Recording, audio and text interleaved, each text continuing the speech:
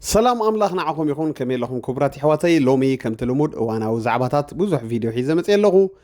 كساب مودات هم سايت سنحو تهانيتكم كتوصيهم نزي channel حدش سبات اليوم لايك لكم جمرو باركس أبز لنك أنا دزارب قداي دلو ناي تاني قحونا مالتيو نفسو عابيرو حميمو تسألي وحجي بزح سب نناتو حسابي هبا اللومو أنا نيشتي حساب اللاتني حانتي بلتستي جيفت توهب اللاتني اسكزا فيديو رينا يعني ملس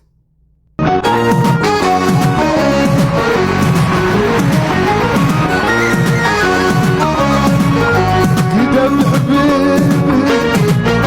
قدام مخول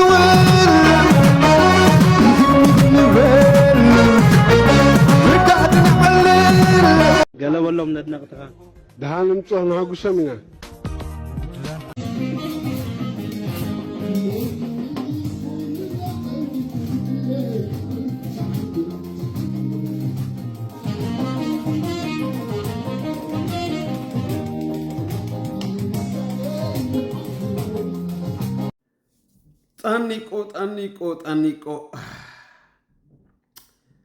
طانيقو أنا خلتشحن 4 قلي دفلتو I think شعي مثلا أنت فليتو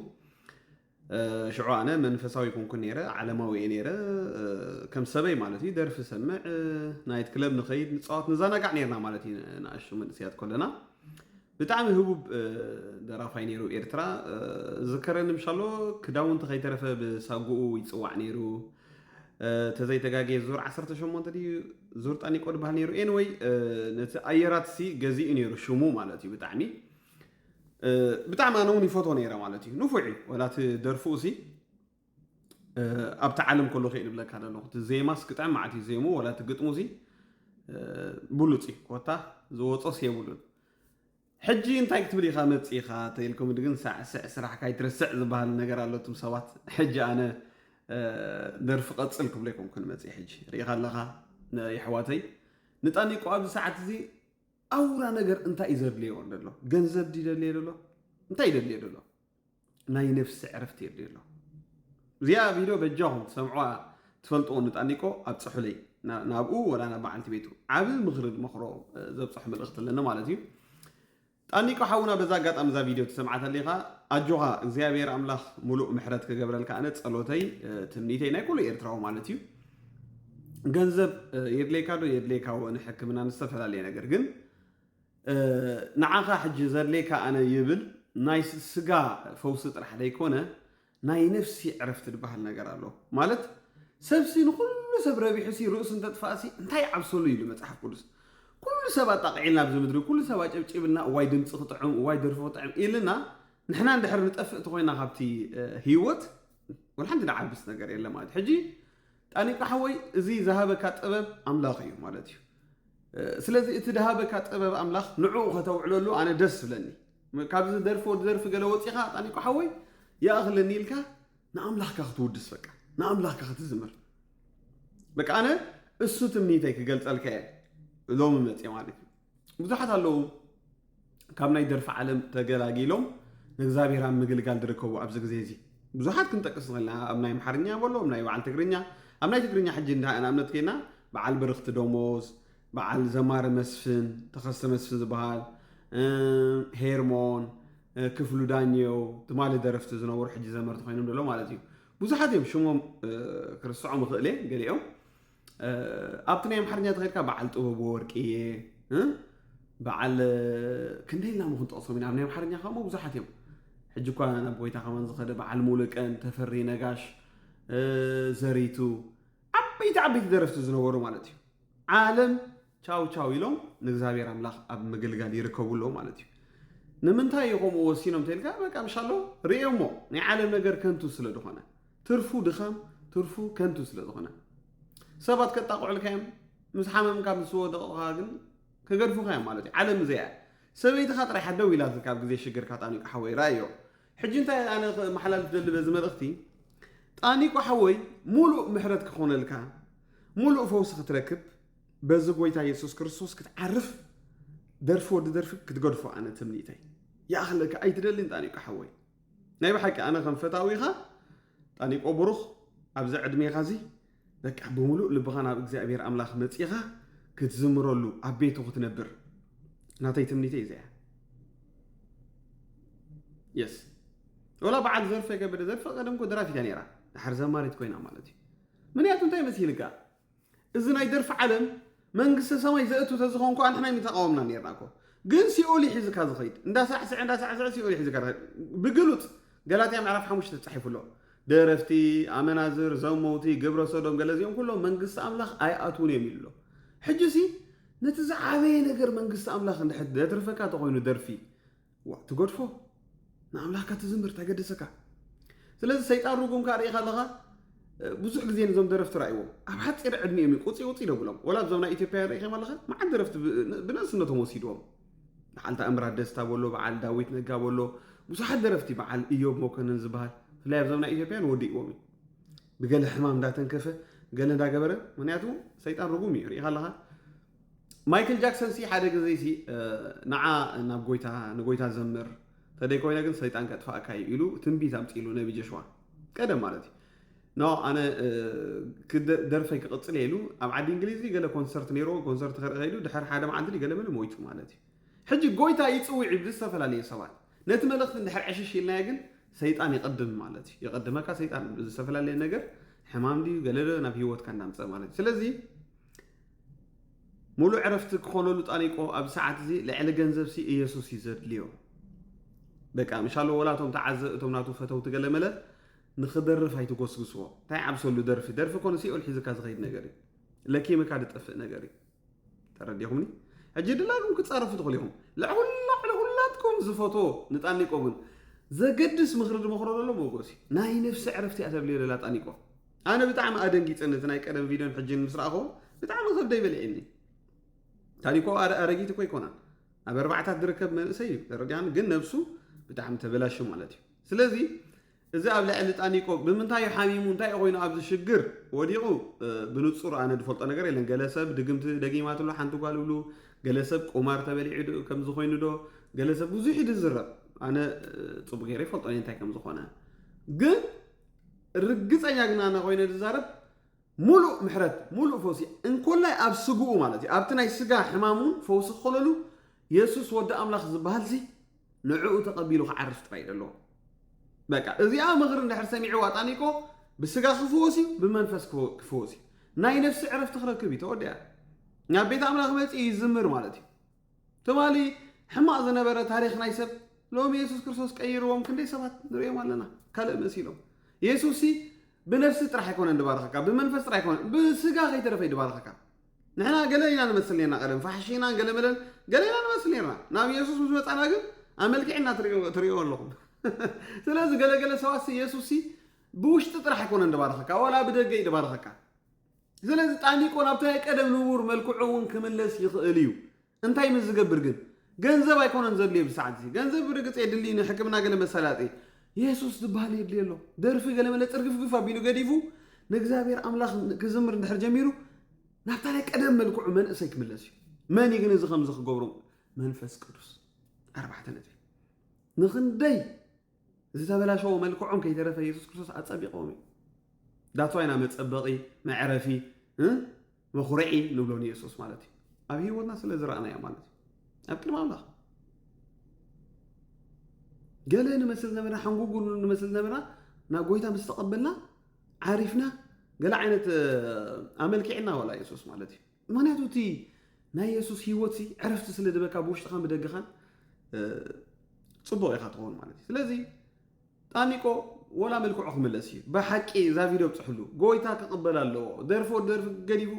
ኢየሱስ ክቕበል ኣለዎ ሰላም ክረክብ እዩ ዕረፍቲ ክበዝሓሉ ኣነ ንጣኒቆ እንታይ ትምነየሉ ተልኩምኒ ዘማራይ ክኾነ ይምነየሉ ኣቤት ክጥዕም ትድምፁ ኣነ ብጣዕሚ ንግረም ካብ ቀደም የድድናቕ ነይረ በቲ ድምፁ በቲ ጎረሩ ብጣዕሚ ንፉዕ ማለት እዩ እዚ ዝኣክል ጥበብሲ ኢለት ማለት ሕጂ በቃ መሊሱ ከዓ ሕጂ ናብ ደርፊ ገለ ምስ ረኣኾሲ እታ ኣምላኽ ኣቦ ኢለ በቃ እዚ ሲ ኣብ ቤትካ ክዝምር ንዓኻ ክውድስ ዝጎረሮ ሲ ሰይጣን ክብለፀሉ ኖ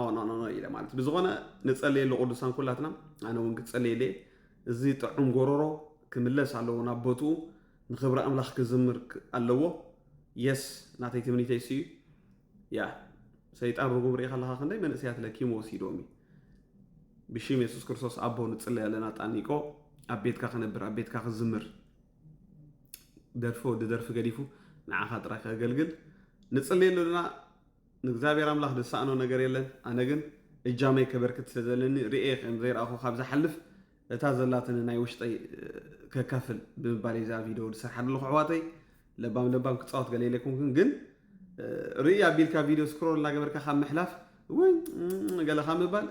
تيا توها بخاتوا ترى دي خلها مع بيتروس باولوس نحنا ورقن برورن يبلنا زوهاب يسوع يزلنا تسئلوا ما بشم يسوع قاعد تسيو انا غاني طاني قوس يدلو طاني كحوي انا نعغا زهبك يسوع يزلني بشم يسوع كريستوس فوس قدرك بها بشم يسوع مدحنيت كترك بها بشم يسوع كريستوس كتحويها بشم يسوع كريستوس نابتنا كرم هيوتك خدملس نعنا بغيت تقبل زي ادلو انا كان زوهاب يبلني حواتي انا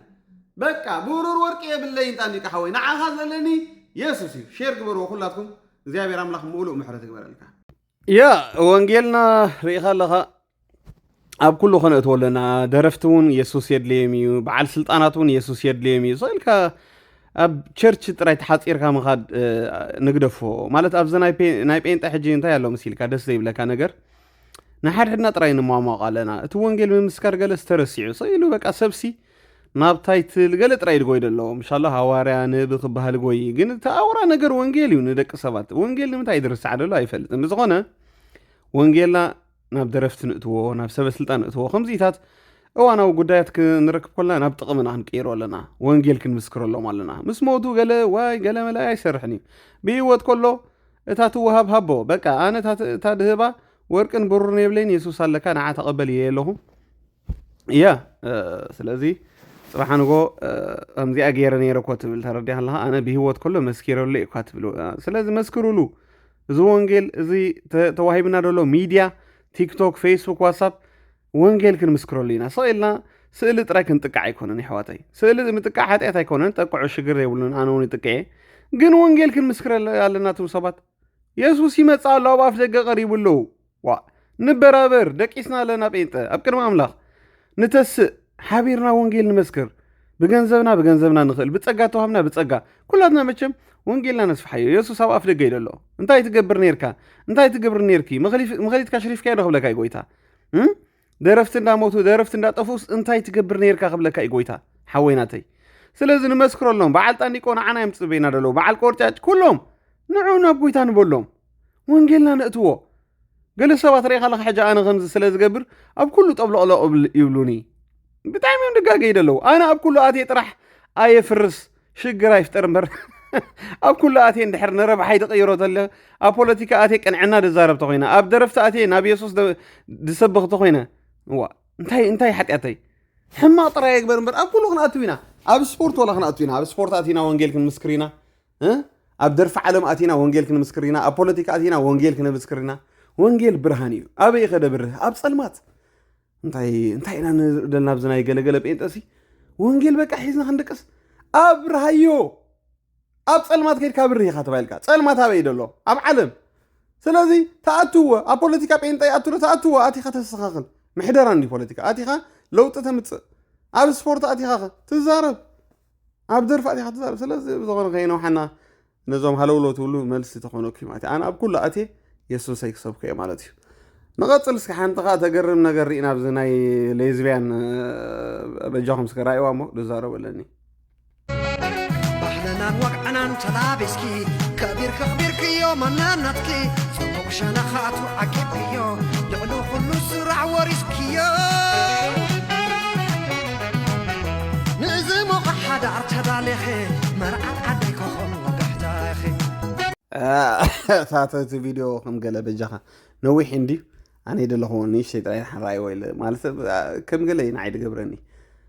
حجي بجاهم مالت أتم سبات نبينا نخيدلنا رأي ومو وي بقى بوقعي خوينه بقى بوقعسي رأي لنا سمعنا خوينه بقى ريخ الله حسب تعديمه قال أبي زمن لنا أتم سبات إذا زمن زري خلا خاناي من زمن يزخاخرن مسيلكم ناينه زمن نايلوت زمن سويد الذكرين بقى بالعكسته كم يدلو ود سبقن بدي حسوه مع التخمت يبلنا متحف كل anyway توم دملتنا نقولت أنا مسكنه عمليتنا أنا خبز رخصت علم نتوم ديم لو تحواتنا قلنا حق الزوم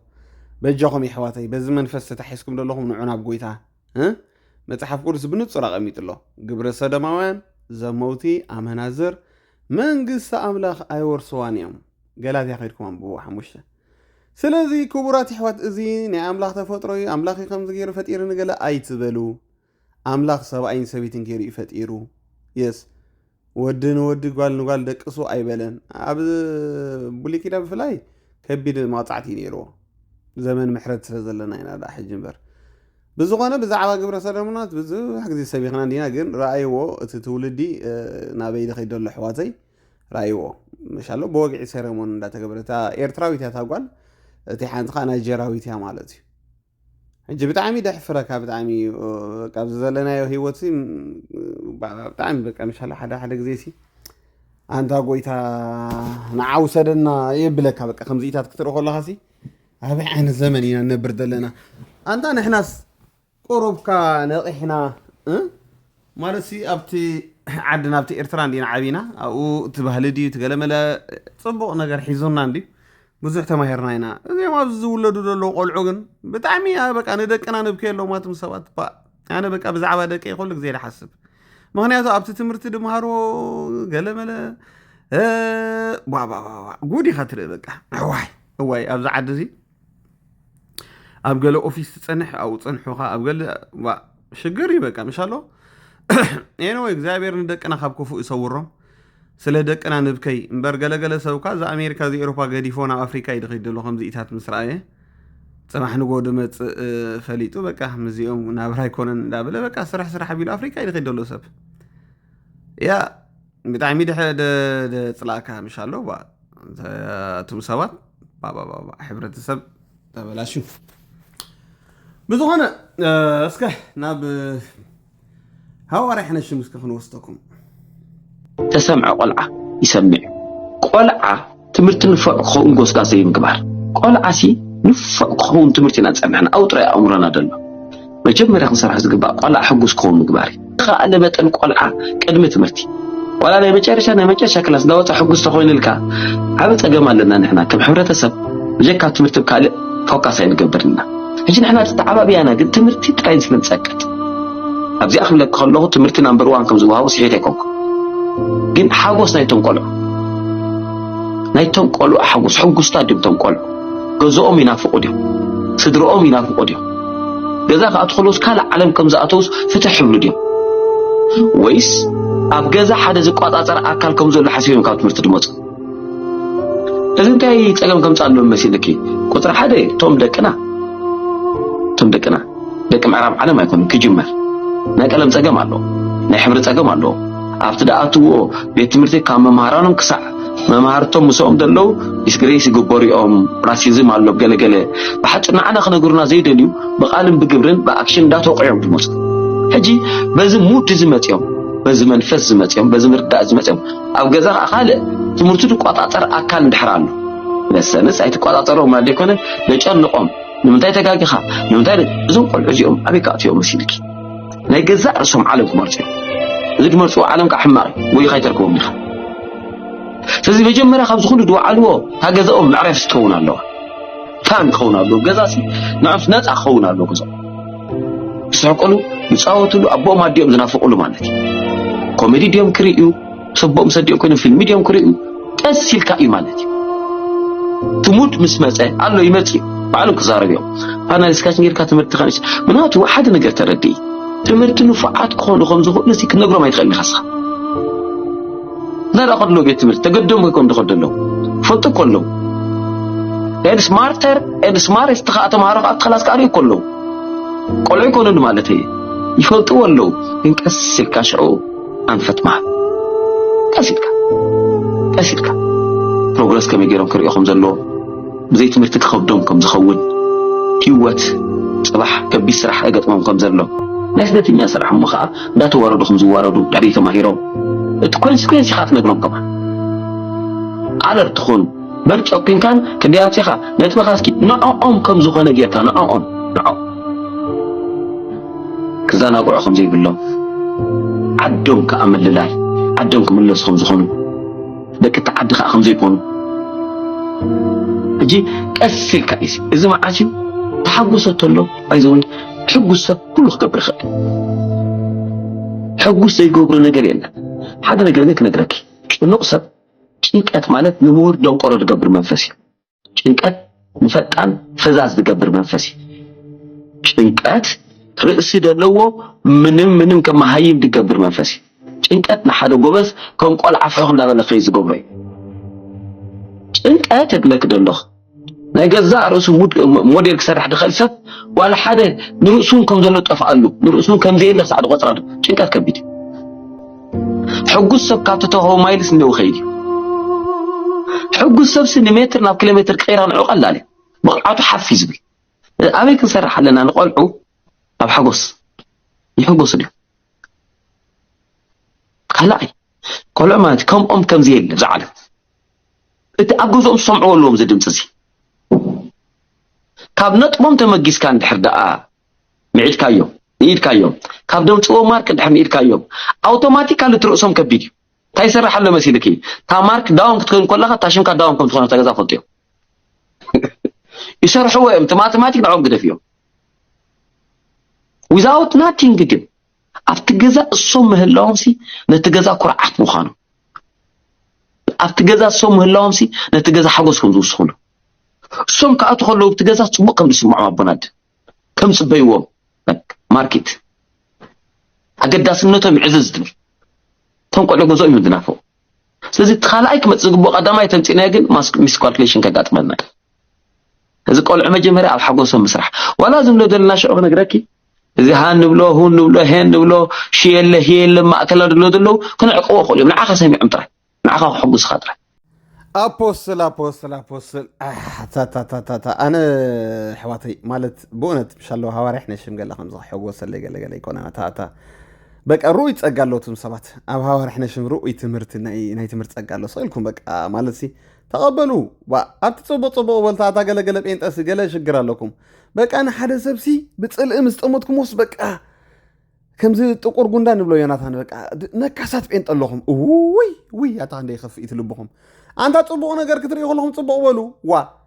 ኣነ ሕጅረ መትከለይ እዚኣ ፅቡቕ ክርኢ ከለኹ ፅቡቕ የድብል ጌጋ ኒቱራል የለኩም ኣነ ኒቱራል ገለገለ ሰባት ሞጎስ መትከል የብሉ ናብዝኒ ኖ ኣነ በዓል መትከለ ልክዕ ናይ የሱስ ክርስቶስ ባህሪ ድኽተላነ የሱስ ኣብቲ ፅቡቕ ብል ኣብቲ ዓገብ ከዓገብ ኣነ ከምዚኦም ደገፍቲ ናይ ሃዋርያ ሕነሽም ኣለዉ ሕጂ ዳዲ ኣፖስትል ገለ ወላ ጌጋ ሪኦም ስቂሎም ደጣቕዑ ከምኦም ኣይኮንኩን ኣነ ሙሉ መዓልቲ ድቃወሞ ሃዋርያ ሕነሽም ካለዉ ማዓት ጌጋ እንዳርኣዩ ከምኡ ከዓ ኣይኮንኩን ማእከል ኣነ ሚዛናዊ ነዛ ፅቡቕቲ ኣይገድፋነ በዚ ነገር እዚ ትፀልኣኒ ሰብስብ ለካ ኣለኹ ጉዳይ ኣይኮነን ወላ ሳብስክራይብ ካ ሰሓብ ክንደይ ተወቂዕና ኢና ብናይ ሃዋርያ ሕነሽም ክንደይ ተሃረምኩ ሰብ ኣነ ካብ 2016 ማለት እዩ ካሴቱ ከይትሰምዑ ናይ መጎስ ተባሂለ ኣብ ኖርዌይ ናብ ስዊትዘርላንድ ኣይነሽጠልካና ካሴት ኢሎምኒ ንምንታይ ተበልካ ናይ ሃዋርያ ሕነሽም ትምህርቲ ሼር ክገብር ዝውዕል ክንደይ ዋጋ ድኸፈልና ኢና ማለት እዩ ንምንታይ ተይልኩም በቃ ስምዕዎ ስለ ዝበልኩ ማለት እዩ ተረዲኹኒ ስለዚ بغدا حد حاونا سكوم لني بترجع من فيديو نه هو رحنا شنو تمصاي سلجو كان يا مغري تقول فخ خالد تمصالني واسمعني برازر كتري ايدل لغن هو رحنا شم قال رايكيد انا غنا كل خمصه سمانن قال انكم فيديو حيزلكم نغيركم انا جيغاتات كدل وعل سبب كون انا تردي خلخه يس احنا بحر ክርስቶስ دلبسنا سبات نسبات جيغا እንደምጣና ክንጸባጸብ ክንከስስ አይተጸዋዕናን ክሲ ናይ ሰይጣን በቃ ዚያ ትፈልጡ ኣለኩም ጽቡቕ ክንርኢ ከለና ጽቡቕ ክንብላልና ጌጋ ትርኢንካ ጌጋ ክንብላልና ስለዚ እዚኣ ትምህርቲ ደምፃ ሃዋርያ ሕነሽም ደስ ኢላትን ሕጂ ባሪኻትኒ እዚኣ ትሪእዋ ኣለኹም ዶ ትብላዕ ትምህርቲ ንደቅና ዝብለካ ኣሎ ትምህርቲ ኢልና ፀቕጢያ ይፍጠረሎም ንሕጉሶም ሓቂ ዝዛረባ እዚ ኣነ ብናተይ ክምስክረልኩም ደቀይ ካባይ ክፍለዩ ኣይደልዮም ብጣዕሚ እዮም ዝፈትውኒ ምክንያቱ ኣነ ፀቕጢ ይገብረሎምኒ ሙሉ መዓልቲ ከዘናግዖም እየ ድውዕል ሪላክስ እየ ድገድፎም በቃ እንዳ እንስሳ ወስቶም እንዳ መሐንበሲ ወስቶም እንዳ መጻወት ወስቶም ትሪእዎ ኢኹም ስእልታት ገለ ፌስቡክ በቃ ብጣዕሚ ከፃውቶም እየ ድውዕል ሕጂ እንታይ እስከ ካባይ ክፍለዩ ከለዉ ወይ ናብ ትምህርቲ ከድዮም ወይ ናብ ገለ መለ ይበኺ ወይ ይብሉ በቃ ንምንታይ እስከ ምሳይ እንድሕር ውዕሎም ሲ ተሓጒሶም እዮም ድኸዱ በቃ ሲሒቖም ኢንጆይ ገይሮም ስለዚ እዚኣ ትምህርቲ ምስ ሰማዕኹ ናይ ሃዋርያ ሕነሽም ሲ ኣታ ዛ ሃዋርያ ሕነሽም ከመይ ነፍዕ ኢለ በቃ ትኽክለኛ ትምህርቲ ማለት ዝኾነ ንጠቀመሉ ንሃዋርያ ሕነሽም ጌጋ ተርኢና ከዓ ንንቀፎ ሽግር ዘሎ ኣይኮነን ከምዚ ምሻሎ ኣለኹም ገለገለ ሕጂ ጌጋ ወላ እንዳረኣኹም ኣፖስትለይ በርትዕ ቀፅሎ ንሕና ናይ ሃዋርያ ሓንሽም ኣይኮናን ነጊረካ ኣነ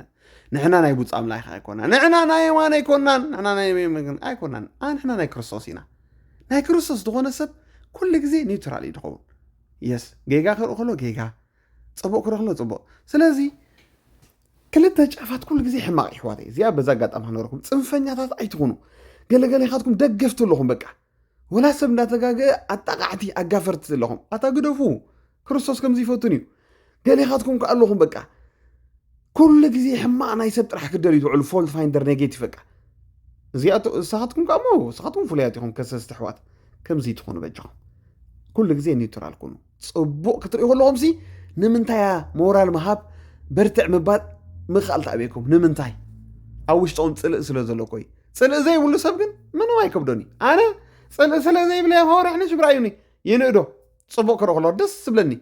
ጌጋ ተርእኸ ዋ ንዓባታ ቦስል እዋ ከመይ ጌርካ ከምዚ ትብል ኣለኻ ክንደይ ሻዕ ነቒፈ እዚኣ ፅሪት ናይ ክርስቶስ ባህርያ ክርስቶስ ዝፈትዎ ሕልና ዘለዎ ሰብ ከምዚ ይገብር ስለዚ በዛ ኣጋጣሚ ትምህርቲ ይሕልፈልኩም ኣለኹ እዚኦም ነካሳት ሰባት ብፍላይ ግደፉ ግደፉ ግደፉ ግደፉ ኣታኾንኩም ኣታ ክርስቲያን ደይኮንኩምን ሰብ ክጋገገሉ ኸለኸሎ ንቐፉ ሽግር ዘሎ ይኮነ ግን ነካሳት ኣይትኾኑ ተቐየምቲ ትኾኑ ዋ ኣታ ገለገለ ሰባት ማራ ይድገርመካ በቃ ወላት ፅቡቕ ነገርሲ ድምስስ እጅ ገለ ሰባት በቃ ደይቲ ገድፎ ቪድዮ ናና ገደፍ ዋ ኣነ ክነገረካ ሰብ ፀሊኦም ወይለ ዝፀልእ ሰብ ኣይኮንኩን በዓል ሃዋርያ ሓንሽም ኣብ ሂወትና ሰናይ ነገር ዝገበሩልና ብዙሕ እዩ ብምንታይ ኣምር ክንርስዕ ይክልና ኣብ ቅድሚ ኣምላኽ ኣሎ ከለኹ እዚኹ ሕገሰለይ ገለገለ ኢለኩም ኮና ንፁር እዩ ማለት እዩ የስ ስኻ ፅልኣዮ ስለ ዝበልክኒ ንስኺ ከምዚ ኢልካ ገለመለ ዘረባ ስለ ደምፃኸለይ ኣነ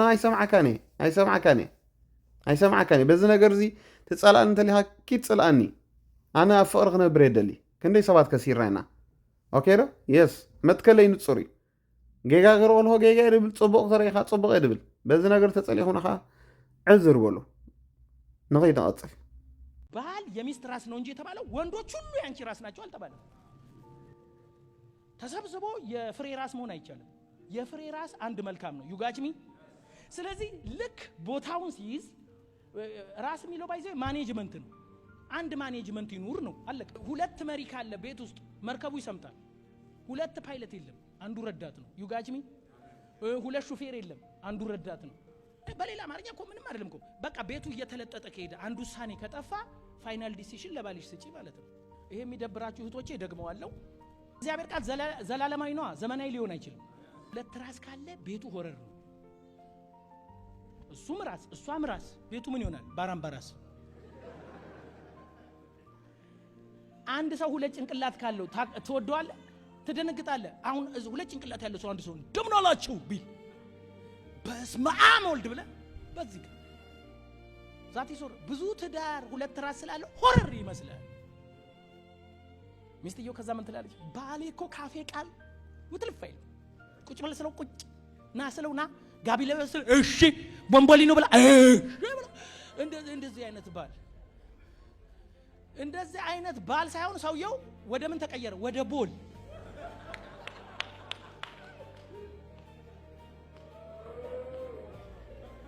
ስለዚህ ሰሚሽን ቤቱን ይፈውሰዋል። አሜን በላ። እሱንም ደግሞ እርገጣት ማለት አይደለም። ፋይናል ዲሲሽን ከሷ ስማ ማለት ነው። አንተ ደግሞ ከዛ አንተ ስትወዳ እሷ ስትገዛ ይሄን ያየ ሰው ወይ ጉድ ይልና ክርስቶስና ቤተክርስቲያንን ያያል። ትዳራችሁ ክርስቶስና ቤተክርስቲያንን የሚያሳይ ነው።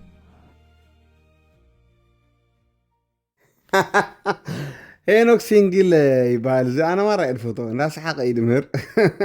አስሐቀን ዛ ቪዲዮ ከተማ አምሓርኛ ላይ ሰምዑ እንታይ ከብል ፀኒሕ መስይልኩም ያ ኣብ ገዛ ክልተ ርእሲ የለን ሪኢኸላ ክልተ ኣዳሚ የለን ንብሎይና ብዙሕ ግዜ ርእሲ ሓደ እዩ ሰብኣይ በቃ ኣብተን ኣንስቲ ኩሉ ሰብኡት ርእስኽን ኣይኮኑን ግን ሰብኣይከ ግን ርእስኺ ይብላሉ ሕጂ ገዛ ክልተ ሰባት ርእስኽን ኮኑ እናተኢሎም ክትፀናዕ ኣይትኽእል እያ ብምሳሌ እንዳገበረ እውን ነግር ነይሩ ፓይሎት ሓደ እዩ ኣየር ድመርሓቲ ሓደ ረዳት እዩ ማኪና እውን ከምኡ ኩሉ ማለት እዩ ስለዚ ገዛ ድመርሖ ከዓ ሰብኣይ እዩ ናይ እግዚአብሔር ቃል ከዓ ዘመናዊ ይኮነን ምስ ዘመን ድቀየር ኣይኮነን ዘለዓለማዊ እዩ ስለዚ ኣብተን ኣንስቲ ሰብኡት ርእሲ እዮም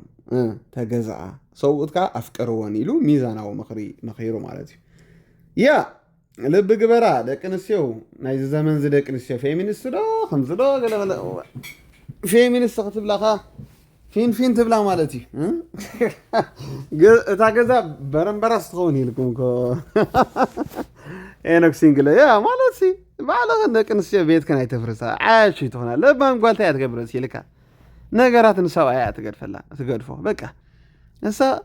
በስመ አብ ኢላ ትነብር ደቃ እውን በስመ አብ ኢላ ትነብር ጓል ዓሻ ተኾይና ግን ያ ኣነ እታ ገዛ ተደይ መራሕክዋ ትብል መጨረሻ ኻ ፋሕ ትብተን ተሓዳር ማለት እዩ ዓሻ ሰበይቲ ብገዛ ኢላ ተፍርሶ ቤታ ኢሉ ስለዚ ቤትክን ኣይተፍርሳ ሰብኡትክን ኣኽብራ ሬስፔክት ተገዛኣ ንብለክን ኣላ 19 ምኽረክን ኣለና ሰምዓ ትኾንክን ስምዓ ያ ብዝኾነ ንቐፅል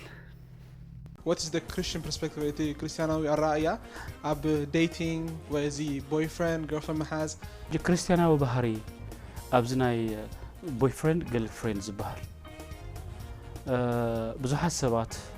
ጸገም ይብሉ ዝብል ሰባት አሉ ጸገም አሉ ክልቲኹም አንጻር ጾታ ኢኹም አንጻር ጾታ ኢኹም እዚ ፈቲኹም ጽልኢኹም ፍለጥዎ ኢኹም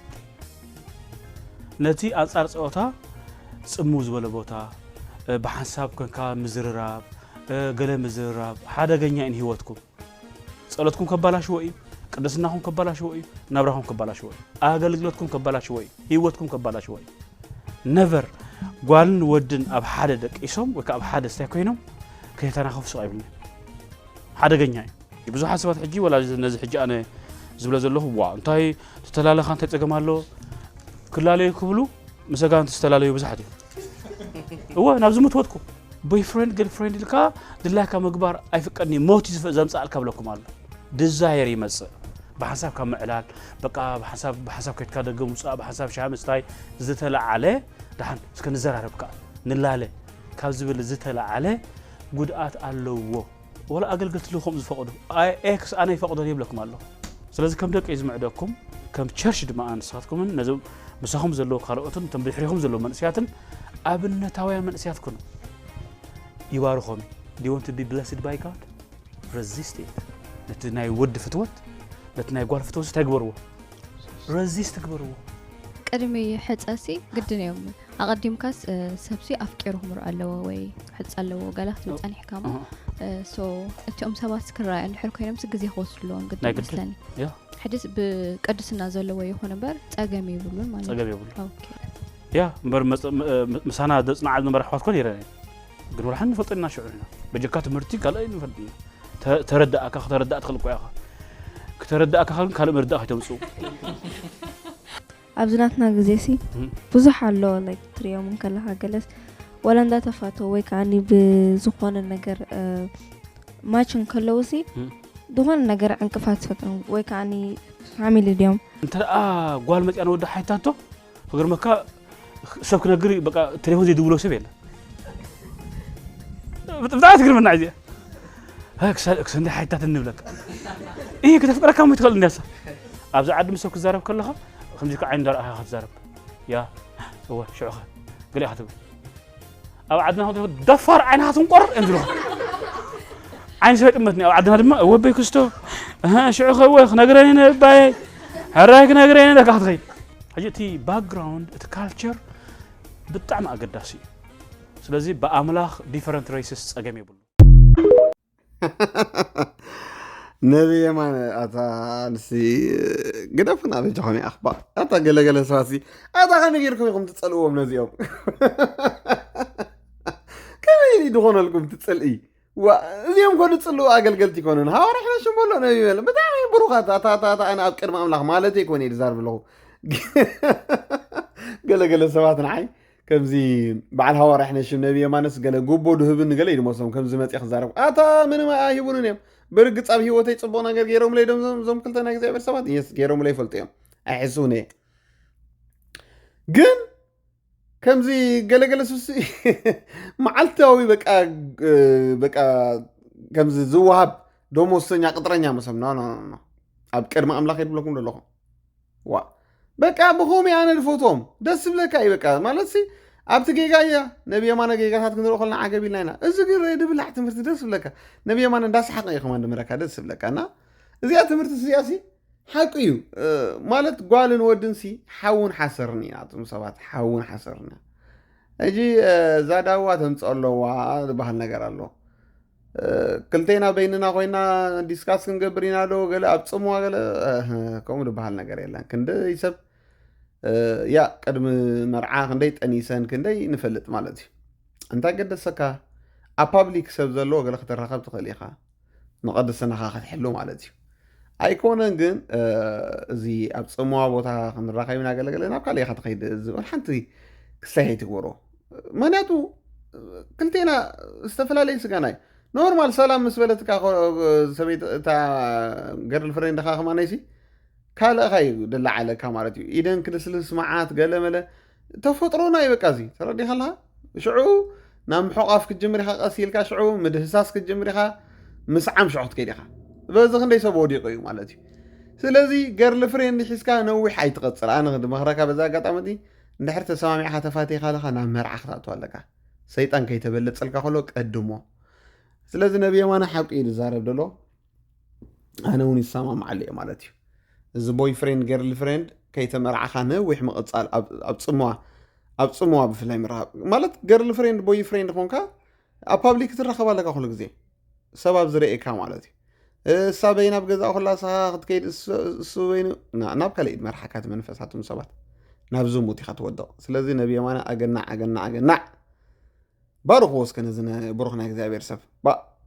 ሰብ ከመይ ገይሩ እዩ ነዚኦም ዝፀልኦም ኣነ እንድዕ በጃኻ ንቐፅል ኃጢአት የመጀመሪያ ቀን ታውቃላችሁ መዝናኛ ነው። የሁለተኛ ቀን ልማድ ነው። የሶስተኛ ቀን ባህሪ ነው። ስቴጅ በቀየረ ቁጥር አቅም እየጨመረ ነው የሚሄደው። እስክትነካ ነው ስትነካው አዲስ ኃጢአተኛ ያስታውቃል። አዲስ ኃጢአተኛ ያስታውቃል። ማረኝ ማረኝ ማረኝ ማረኝ ማረኝ ሲደግምስ ምረቱ አለ። ሶስተኛ ሲያደርገውስ ጥቅስ ነው ታኮ የሚያስገባው። አይ እንዲህ አይነቱ አይድንም። በእግዚአብሔር ቃል ጠቅሰ ኃጢአት የመስራት ሌቭል ላይ ከደረስክ ተላልፈ ተሰጥተሃል። ሰው እንዴት የእግዚአብሔርን ቃል ከፍቶ አይወቀስም? እንዴት ጥቅስ አንብቦ ኃጢአት ያደርጋል? ጳውሎስ ነፃ ወጣው የሚለው እኮ ከኃጢአት ነው። ተመልሶ እንዴት ሰው ባሪያ ይሆናል? you have to be serious። እዚህ ቤት ስብከት አይደለም እየነገርኳችሁ ያለሁት፣ ህይወት ነው እየነገርኳችሁ ያለሁት። ዘላለም ላይ በእውነት ነው የምላችሁ በክብር መገናኘት አለብን። ሰማይ የሚያድነውን አገኘ ለምን ትባላለህ? ለምን ለሽልማት ተሳቀርብም? የእግዚአብሔርን ቃል ስሰማ ህጉን ስሰማ በምኩራብም ይሁን በቤተ ክርስቲያን ሳዳምጥ በጣም በእግዚአብሔር ህግ ደስ ይለኛል። በቃ ከዛሬ ጀምሮ ይሄን ነው የምኖረው ብዬ ስወጣ ግን ከአይምሮዬ ህግ ጋር የሚጣላ በሰውነቴ ውስጥ ያለ ሌላ ደግሞ የኃጢአት ህግ አለ እና የማልፈልገውን ሳደርግ ራሴን አገኘዋለሁ አለ። በጣም ዲፎልት ነው ኃጢአት ላይ ያለ ፕሮሰስ አድርጌው አይደለም ላድርገው አላድርገው ብዬ ሳይሆን እያረኩ ነው የምነቃው አለ። ራሴን የማገኘው የማልፈልገውን ሳደርግ ነው። እኔ ምንኛ ጎስቋላ ነኝ አለ። እኔ ሰውየውን በስዕላዊ መንገድ ዝም ብዬ አየዋለሁ። ማምለጥ ፈልጎ አይ እዚህ ላይ ቢሆን ስራቱ ገንጥሎ ይጥላል። ሰውነቴ ውስጥ ነው አለ። በምን ላውጣው አለ። ዋው ኣነ እዚኣ ስብከት እዚኣ ሲ ብጣዕሚ ሎማዓንቲ ልበይ ተንኪፋት ንርኢ ከለኻ እንታይ ድብል ዘሎ ብጥላሁን ማለት ሲ ሓጢአት ሲ ሓድሽ ሓጢአተኛ ሲ ፍሉጥ ኢልካ ሓጢአት ገይሩ ይበኪ የእው እዩ እንድሕር ኣብዚ ልማድ እንድሕር በፂሕካ ወላ ቃል ኣምላኽ ተሰቢኽካ ቃል ኣምላኽ እናንበብካ ሲ ከም ኖርማል ትሪኦ ተኾንካ ገለሲ ተማሓላሊፍካ ተዋሂብካ ኣለኻ ኢሉ በቃ ኣምላኽ ኣሕሊፉ ይብካ ኣሎ ኢሉ ሞ ኣቱም ሰባት እግዚአብሔር ካብዚ ነገር ሰውረና ብፍላይ ካብዚ ናይ ድፍረት ሓጢአት ርኢኻ ኣለኻ ምሻሎ ያ ሓጢአት መዋረዲ ብደጊኡ መዓር ውሽጡ ዕረኩ እዩ ሓጢአት ሕጂ ሲ እንታይ ድብል ኣሎ ካብ ድፍረት ተኣለዩ ሓጢአት ኣይትልመድዎ ብክብሪ ክንረኸባልና ኣብቲ ናይ ዘላለም ሂወት ነቢ ጥላሁን ኣነ ብጣዕሚ ድፈቶ ከምዚ ምሻሎ ትምህርቱ ሲ ናብ ጎይታ ክትቀርብ ናይ ንስሓ ስብከት እዩ ሕጂ ሰብ ነናቱ እዩ ዘለዎ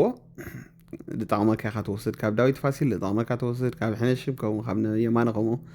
ከምኡ ሁኑ ዝጠቕመኩም ውሰዱ ኣነ ኸ ካብ ነቢ ጥላሁን እንታይ ይወስድ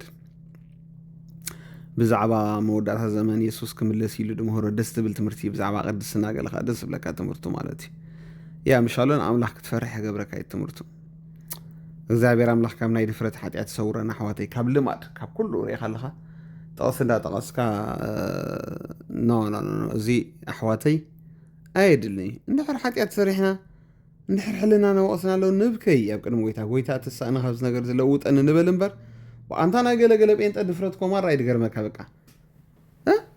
ማለስ በቃ ክሳይ ከምዚ ነቲ ሓጢኣት ሲ የመላኽዕዎ ጥቕሲ እንዳምፅኡ ገለገለ ሲ ከም ኖርማል ገብሮ ማለት እዩ እዚ ፅቡቅ ኣይኮነን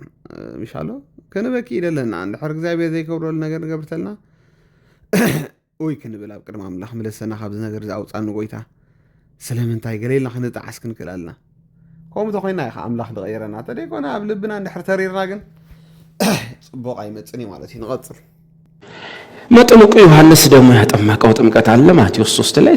ስም ወጥቶለታል ጥምቀቱ ራሱ ስም አለው የንስሐ ጥምቀት እኔስ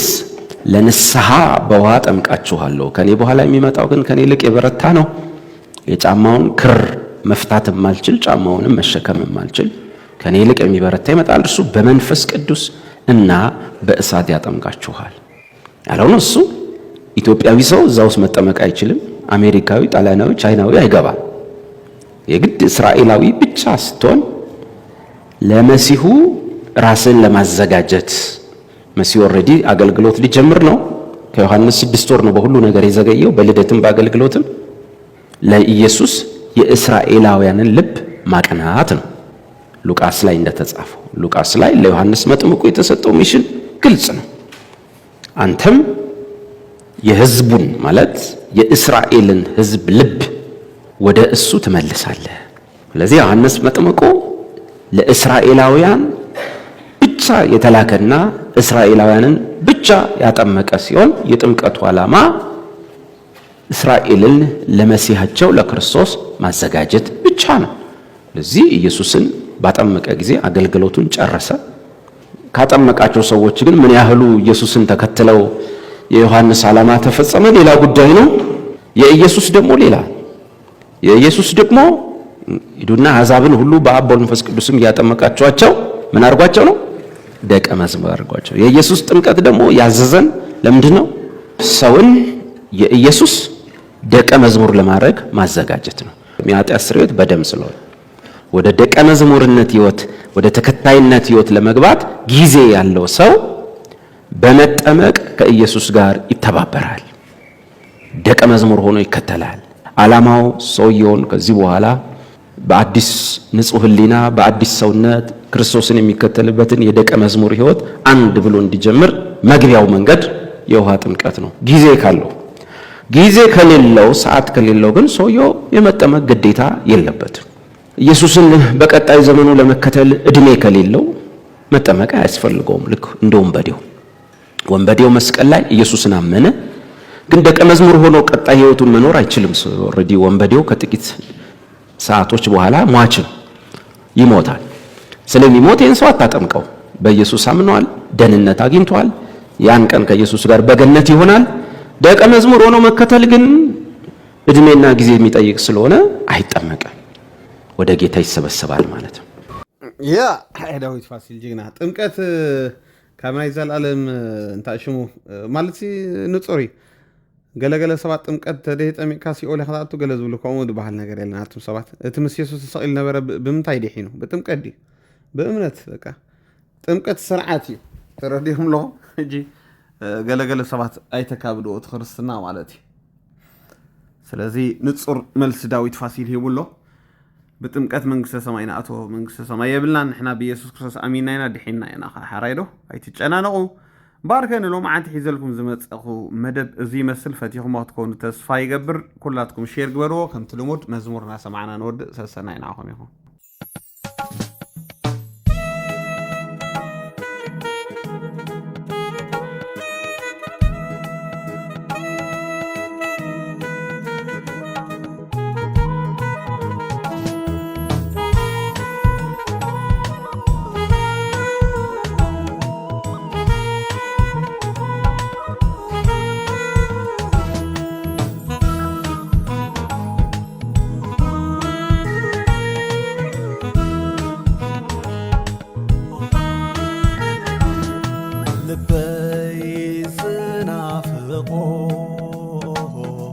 ሓደ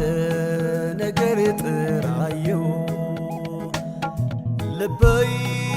ዝናብ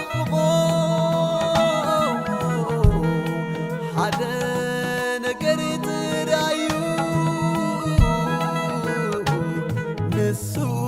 ድማ ክብርኻ መርኣዩ ኣምላኸይ ኩሉ ግዜ ዝጸሞ ንገጽካ መርኣዩ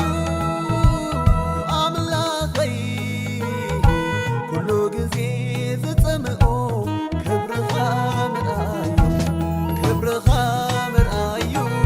ኩሉ ግዜ ዝጸምኦ ክብርኻ መርኣዩ ኩሉ ግዜ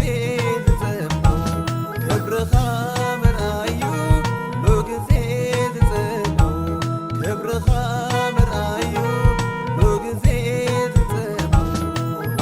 ኣብ ልብኻ ሞጎስ ካብ ረኸብኩ ኣይደለኒ ንዓለም ክብሪ ከንቱ ኣብ ልብኻ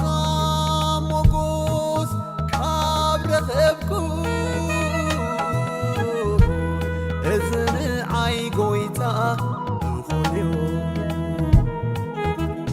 እኹልዩ ንዓይ ሞጎስ መርካበይ እኹልዩ ንዓይ ሕይወት መርካበይ ኣብ ህላዊኻ መውዓል ምሕዳርዩ ልበይ ዝሃርፎ ቦታ እዝዩ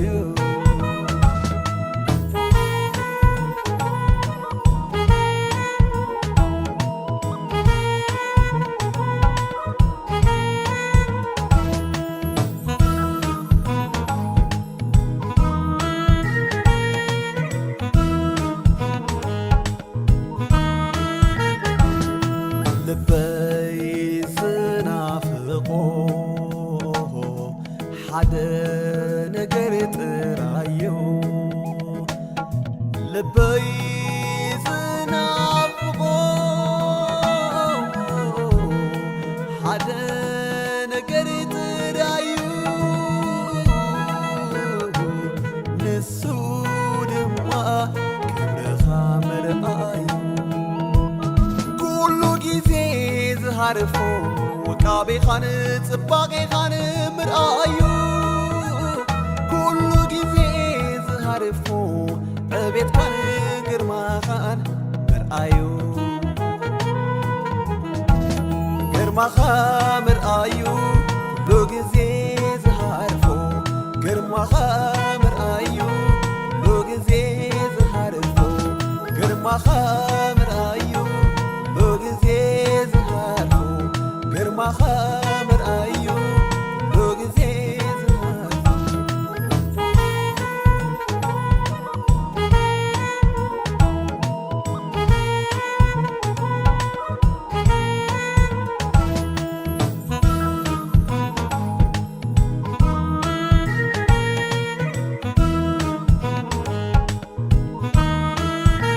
ንፈለማ ጊዜ ምስ ረኸብኩኻ ምሳኻ ውዒለ ኢየሱስ ክብለካ ፍቕሪ ሕዙኒ ምስ ሰማዕኹኻ ኣይደልን ኢለ ክፍለይካ ባኻ ንዓዝሉኒ ብዙሓት ኣለዉ ካባኻ ጎይታ ንዓይ ክፈልዩ ከመይለ እሞ ካባኻ ክፍለይ ተማሪኸየ ብፍቕርኻ ኢየሱስ ክንደይ ጥዕም ንሳኻ ምውዓል ኢየሱስ ክንደይ ምቅር ምሳኻ ምውዓል ኢየሱስ ምሳኻ ምውዓል ኢየሱስ አቤት ክንደይ ምቅር ምሳኻ ምውዓል ኢየሱስ አቤት ክንደይ ጥዕም ምሳኻ ምውዓል ኢየሱስ አቤት ክንደይ ምቅር ምሳኻ ምውዓል ኢየሱስ አቤት ክንደይ